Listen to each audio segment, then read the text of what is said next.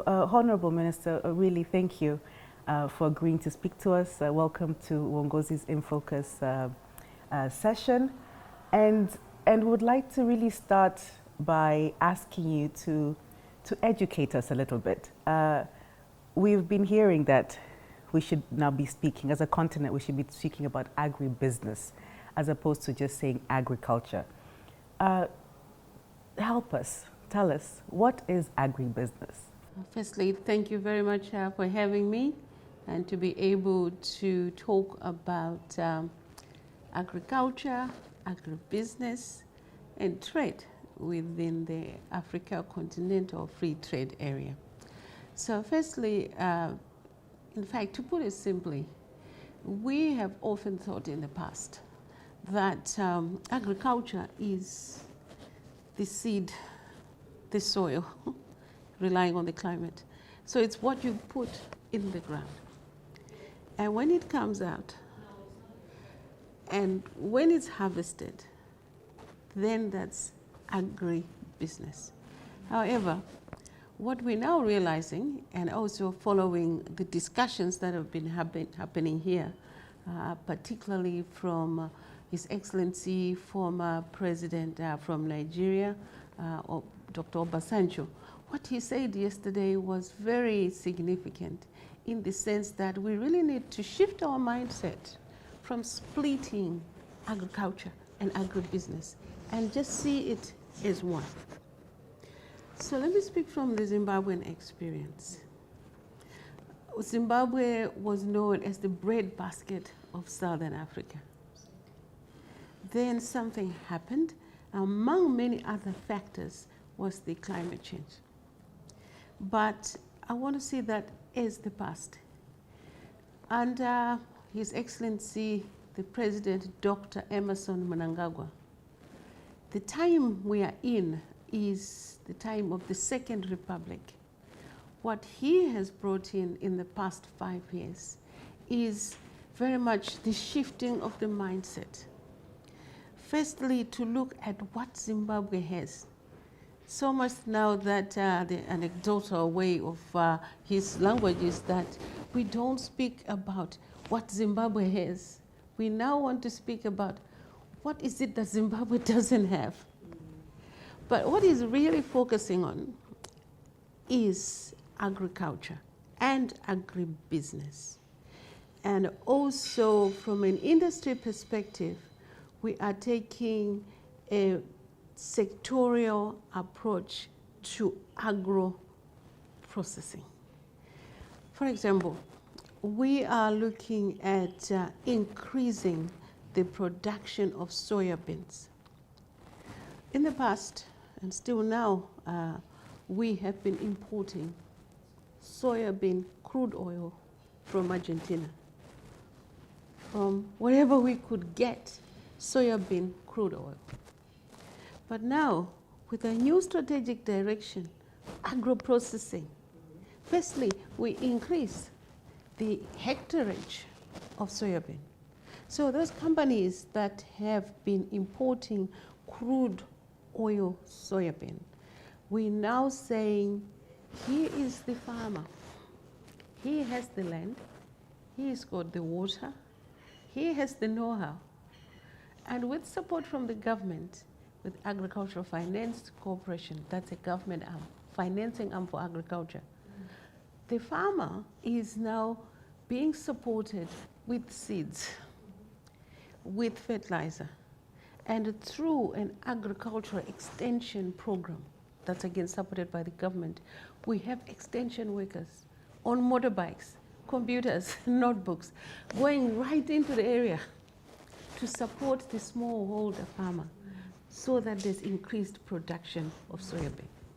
Thank you for sharing that example of what you're doing in Zimbabwe, Honorable Minister. So then bringing it back to the context of the African Continental Free Trade Area, why do we need to emphasize agribusiness? Why is it important? When we look at trade,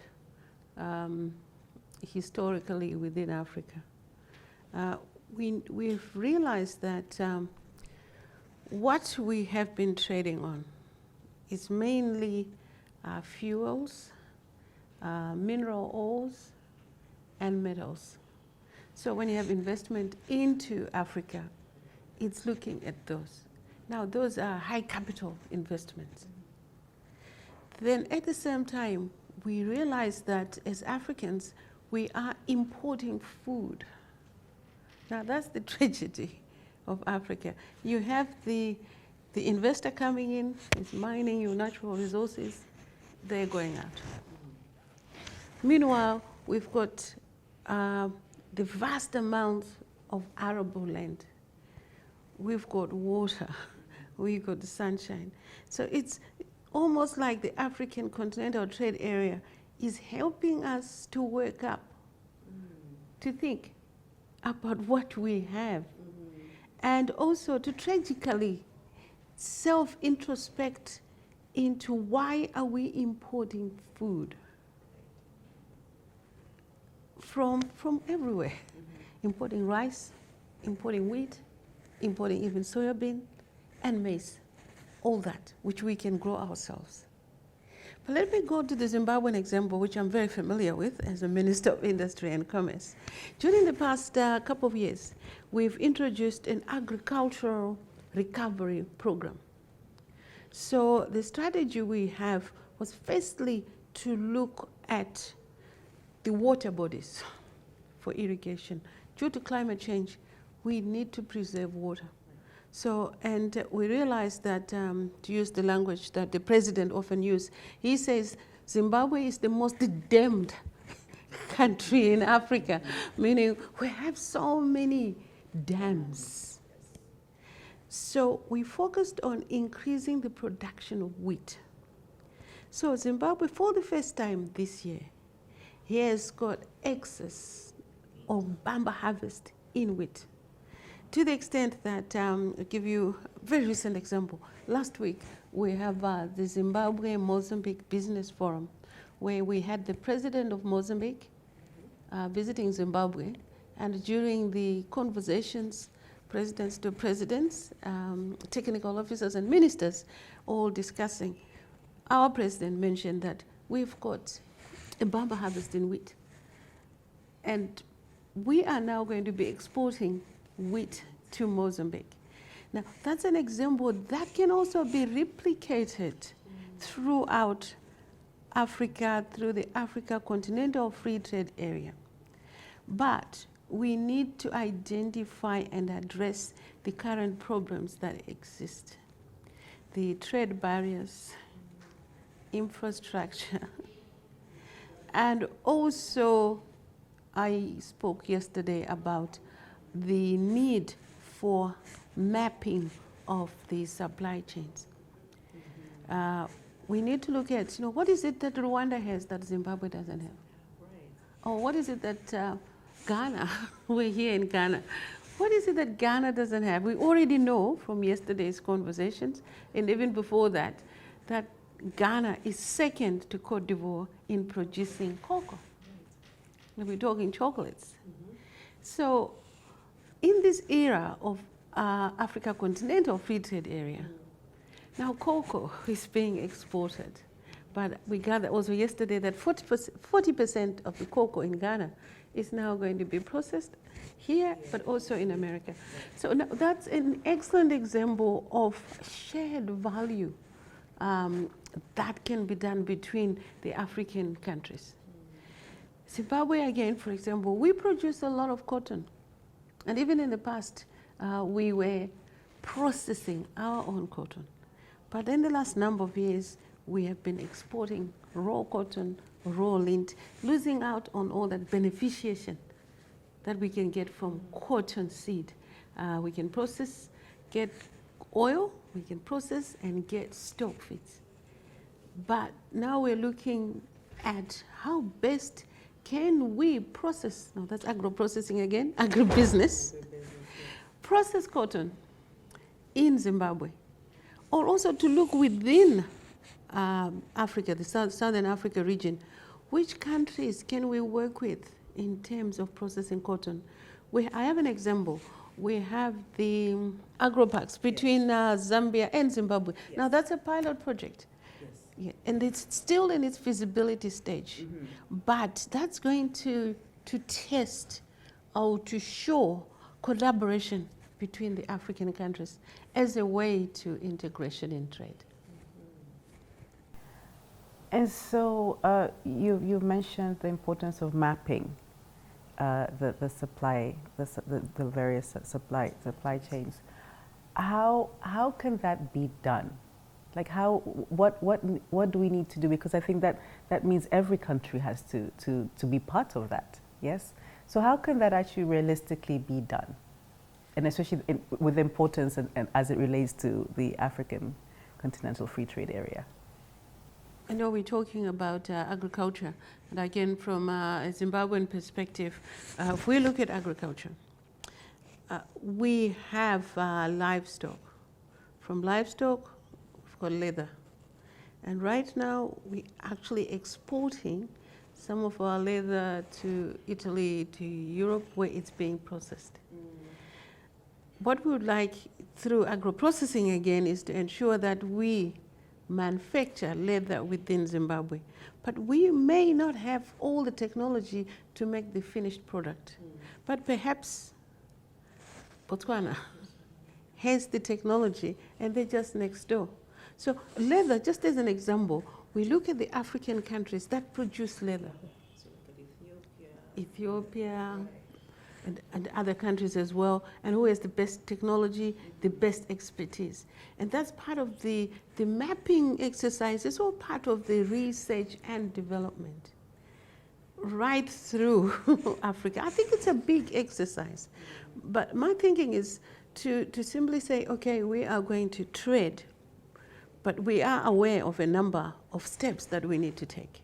And for me, one of the key steps is to see through mapping, what does Angola have, DRC, or for example, we're talking about cobalt and lithium in the mining sector, and value addition from lithium.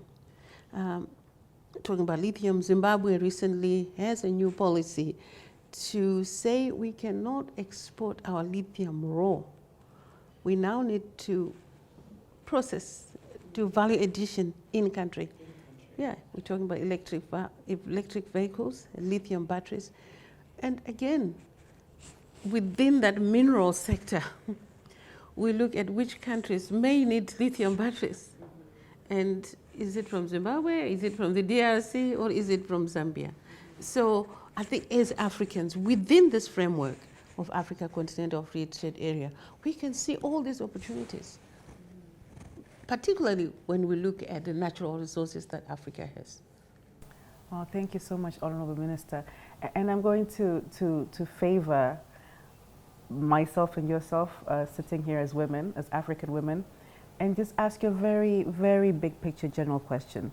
So when you're talking about agribusiness, you're talking about processing, you're talking about the value chains, where do women sit in this space? I know it's a very broad question, but I'm leaving it broad so that you can just, from your experience, whether it's a very Zimbabwean experience, but also what you know about the continent, where do women sit in this whole story? The women are the farmers. And historically, they've always been farmers. I grew up in a village, and my mother used to grow groundnuts. And it's labor intensive when you grow groundnuts. And then she would take her groundnuts to this European guy's store. I remember his name, he was Mr. Jack. So there's my mother with a bucket of peanuts, and it's weighed by Mr. Jack. And then she is given a voucher to go into Mr. Jack's store. And in the store, she now has to buy from Mr. Jack's store. So whatever the price is set by Mr. Jack. And then she has to buy her soap, her flour, whatever a woman needs. But the value of her labor, when you compare it to what she gets, she really was being disadvantaged. Now, what did Mr. Jack do with the peanuts? I only discovered later. He then would collect right across the country from the women growing groundnuts and then he sends it to the big manufacturer or food processor. And then it's the peanut butter that's then packaged and put in the supermarket. So all the value goes to Mr. Jack. Now roll the clock forward. We are now living in the present. The Zimbabwean woman farmer, like any other woman farmer, is still out there. The technology has not changed much. So I would say for the African woman, let's look at the small-scale technology that's required to reduce the amount of time she spends tilling the soil or processing. She now needs to process her own peanut butter and to commercialize it. But that requires economies of scale. So now to women in Zimbabwe, again, there are cooperatives that are being supported by the Empower Bank. Now the Empower Bank, it's a bank to support women, and it's under the Ministry of Women Affairs and to small to medium enterprises, whereby you have these cooperatives of women, not just making peanut butter, but they're also doing like small arts and crafts. But we are looking more at export and also to be able to make money from their work. Yeah, so the Zimbabwean example is actually very good in the sense that we have financed women, the women's projects. They're also exporting from within the region, but also attending like international trade fairs. Like we were in Dubai sometime last year. And ordinary crocheting, for example, that's arts and craft. And then once people from outside see what the women are capable of doing, then the market increases. But financing remains quite a challenge. Yeah. I was asking about technology. Do you have any examples of like a practical technological solution for the woman farmer? I'll give you one that I'm involved in. Okay. And this is a project on honey. Honey. We have through Zimtrade, which is part of Ministry of Trade and Commerce, we have a project whereby women who live in areas where there's water, there's trees, they are trained on how to keep bees. And we actually got several projects looking at that. And the women are then taught how to harvest the honey, it's organic honey, to package it and to export it. Now, Zimbabwe cannot meet the demand for honey from the Netherlands, from Dubai, from everywhere. So we want to increase that production of honey. And it doesn't cost a lot. So that's one area that we're involved in. But we're also looking at value addition from honey, beeswax, and also some for medicinal purposes. Then we look at renewable energy.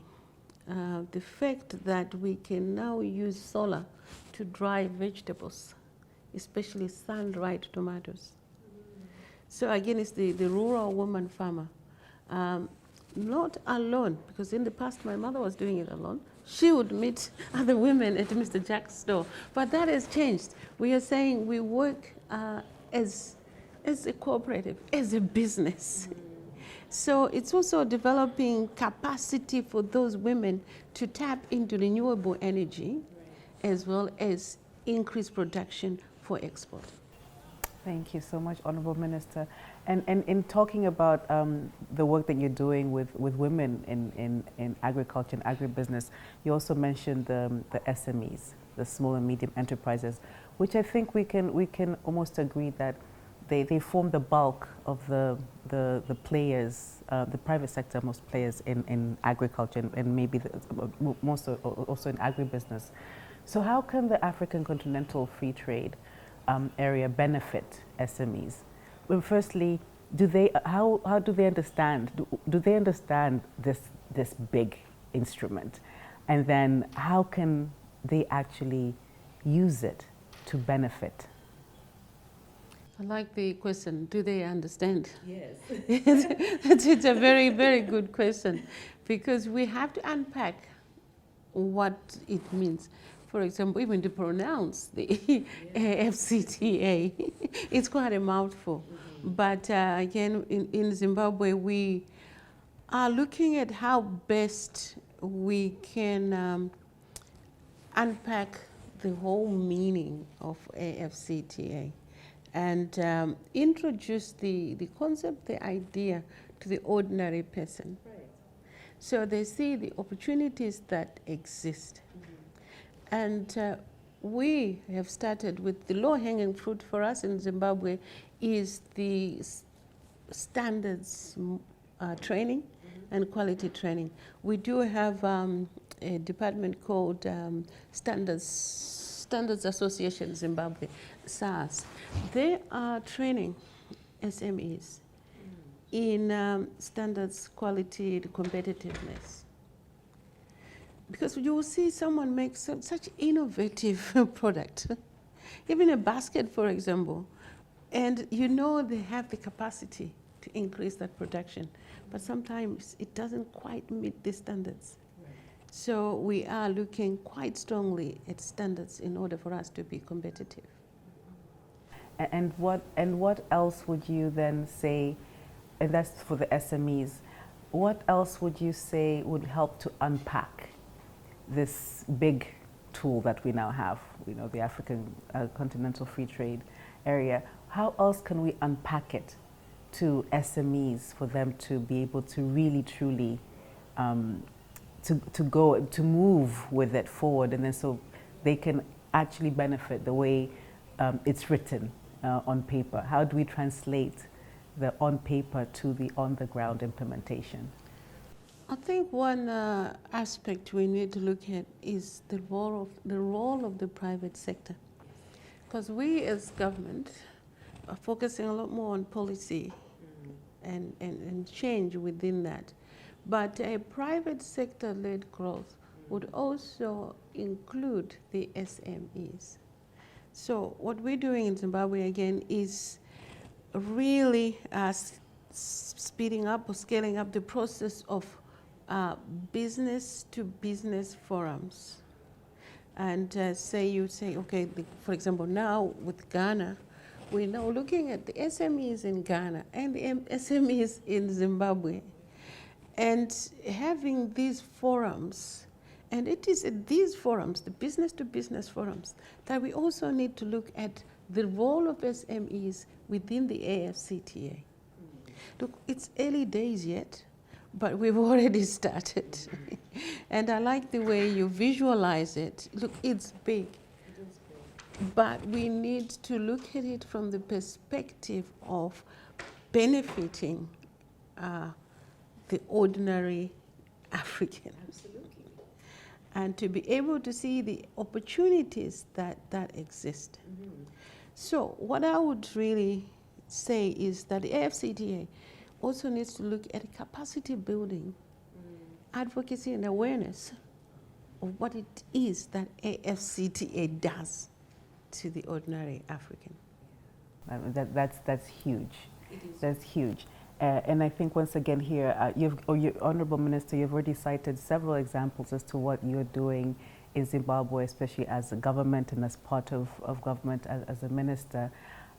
What would you say to other governments, like other African governments, or maybe your counterpart in your position, sitting in Tanzania, sitting in Kenya, sitting here in Ghana?